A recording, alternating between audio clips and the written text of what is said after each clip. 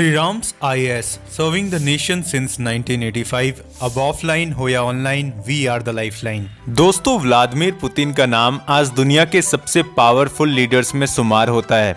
पर क्या आप जानते हैं कि एक समय था जब वो भी एक आम गरीब बच्चे की तरह जिंदगी जी रहे थे।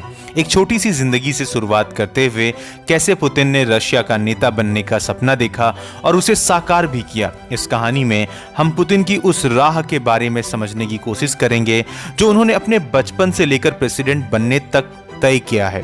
आइए इस लेक्चर में हम डिटेल में समझते हैं पुतिन की उस अनटोल्ड स्टोरी को। But before starting this lecture, I welcome you to Shri Ram's IAS, an institute serving the nation since 1985. And if you have not subscribed this channel so far, do subscribe and press the bell icon for more update regarding world affairs. दोस्तों, Vladimir Putin का जन्म 7 अक्टूबर 1952 को Russia के Leningrad शहर में हुआ था, जो कि आज का सेंट पीटर्सबर्ग है।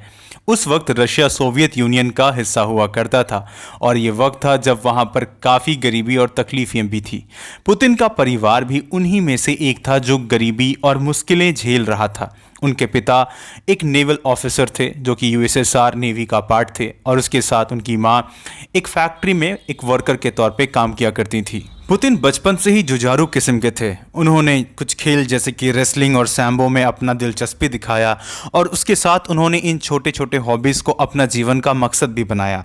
आगे चल के ये इनकी हॉबीज़ उनके अंदर एक डिसिप्लिन और फोकस को डेवलप करने में काफ़ी इंपॉर्टेंट रोल प्ले की, और इन सब के साथ उनका इंटरेस्ट खोज और इंटेलिजेंस में भी काफ़ी ज़्यादा बढ़ने लगा। और इसी वजह से उन्होंने अपना career KGB committee for state security में बनाने का सोचा, क्योंकि ये वो समय था जब सोवियत यूनियन दुनिया में अपने स्पाई और इंटेलिजेंस एजेंसीज के लिए मशहूर था, और पुतिन को इसमें अपनी जगह बनानी थी। और इसके बाद पुतिन ने लेनिनग्राड स्टेट यूनिवर्सिटी में लॉ की पढ़ाई की, और वहाँ पर उनकी मुलाकात होती है एनाटोली सोबचाक से, जो कि प्रोफेसर थे और उनके लिए एक बहुत इंपॉर्टेंट मेंटर भी बने, जो रशिया के पॉलिटिक्स में एक इंपॉर्टेंट रोल प्ले करते थे, और आगे चलकर पुतिन को पॉलिटिक्स में इंट्रोड्यूस भी यही करते हैं। और फिर 1975 में उन्होंने KGB ज्वाइन किया, और उसके बाद वो जर्मनी में काम करने चले गए। वहां पर उन्होंने अंडर कवर एजेंट के तौर पर काम किया, और वहां उनका काम था कि वो सोवियत यूनियन के लिए इंफॉर्मेशन गैदर करें और स्पियोनेज मिशन पर ज्यादा से ज्यादा अपना योगदान दें। पुतिन जर्मनी में लगभग 16 सालों तक रहे, और उन्होंने अपनी KGB के ऑपरेशंस के दौरान काफ़ी सारे अनुभव भी प्राप्त किए, खास करके कुछ स्किल्स जिसमें उन्होंने मास्टरी किया, जैसे कि इंटेलिजेंस एक्टिविटीज़, जैसे कि स्नाइपरिंग। दूसरी तरफ ये काफ़ी अच्छे फाइटर पायलट भी बने। और देखो, इन सारी चीज़ों ने पुतिन की पर्सनालिटी को काफ़ी ज़्यादा इन्हांस किया। पर जब सोवियत यूनियन कोलैप्स होने लगा और 1991 में उसका अंत भी हो गया, तब पुतिन ने KGB से रेजिग्नेशन दे दिया और वापस रशिया लौट गए। KGB से रिजाइन करने के बाद पुतिन ने अपने पुराने मेंटर एनाटोली सोबचाक के साथ पॉलिटिक्स में एंट्री की। सोबचाक उस वक्त सेंट पीटर्सबर्ग के मेयर थे, और उन्होंने पुतिन को अपने साथ काम करने का मौका दिया। पुतिन ने एज एन एडवाइजर और असिस्टेंट मेयर के रूप में काफ़ी अच्छा काम किया, और जल्द ही उनका नाम सेंट पीटर्सबर्ग में मशहूर हो गया। और इस पोजीशन पर काम करते हुए पुतिन ने अपनी पॉलिटिकल और एडमिनिस्ट्रेटिव स्किल्स को और भी बेहतर किया। ये वो समय था जब रशिया में कई तरह की इकोनॉमिक और पॉलिटिकल क्राइसिस चल रही थी, और पुतिन ने वहां के लोगों की भलाई के लिए कई इनिशिएटिव उस वक्त में लिए। पुतिन की शानदार एडमिनिस्ट्रेटिव और लीडरशिप क्वालिटीज के कारण जल्द ही मॉस्को के बड़े लीडर्स ने उन पर ध्यान देना शुरू किया।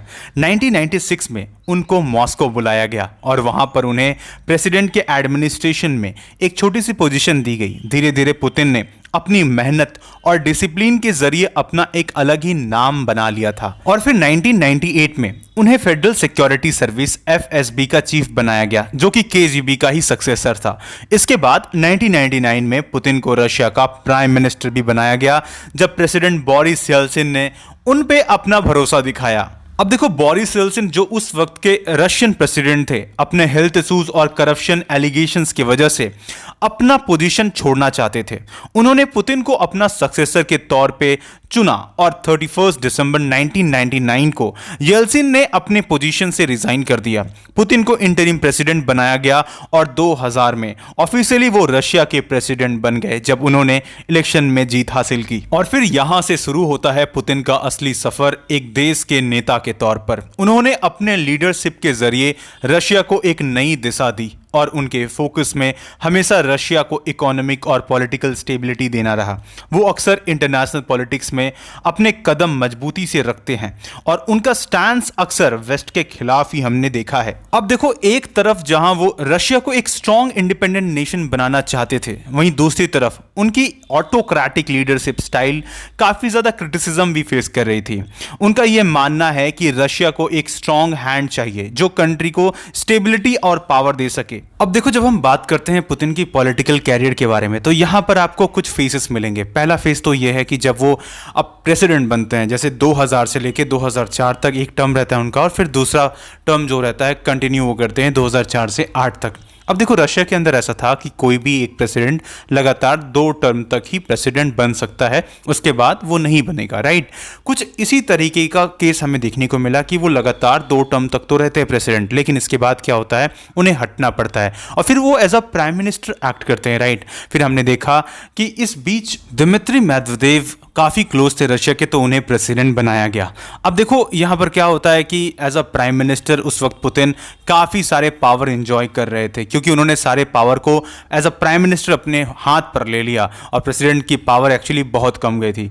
वापस से जब हम देखते हैं यहां पर कुछ कॉन्स्टिट्यूशनल चेंजेस करते हैं पुतिन और दोबारा ये प्रेसिडेंट बनते हैं, और इन्होंने कई सारे चेंजेस करके संविधान में ऐसा कर दिया कि अब वो 2036 तक लगातार एज अ प्रेसिडेंट ही रहेंगे। और देखो, इन सब के साथ पुतिन सिर्फ रशिया के अंदर ही नहीं बल्कि इंटरनेशनल स्टेज पर भी अपना कदम मजबूती से रखते हैं। उनका मानना है कि रशिया को हमेशा एक सुपर पावर के रूप में रहना चाहिए, उस पर किसी भी किस्म का दबाव नहीं होना चाहिए। इसलिए उनका स्टैंस नाटो और अमेरिका के खिलाफ अक्सर देखा गया है। उन्होंने यूक्रेन और सीरिया के कॉन्फ्लिक्ट में भी रशिया को इन्वॉल्व किया और अपने स्ट्रैटेजिक डिसीजंस के जरिए रशिया का इन्फ्लुएंस इंटरनेशनल स्टेज पर बनाया रखा। दोस्तों, व्लादिमीर पुतिन का यह सफर एक आम गरीब बच्चे से लेकर रशिया के प्रेसिडेंट बनने तक का सफर है, जो हमें यह सिखाता है कि अगर आपके अंदर मेहनत, डिसिप्लिन और अपने सपनों को पूरा करने की चाह है तो आप कुछ भी हासिल कर सकते हैं। और दोस्तों, इसलिए आज वो सिर्फ रशिया के लिए ही नहीं बल्कि दुनिया के लिए भी एक स्ट्रॉन्ग लीडर हैं, जो अपने डिसीजन पर हमेशा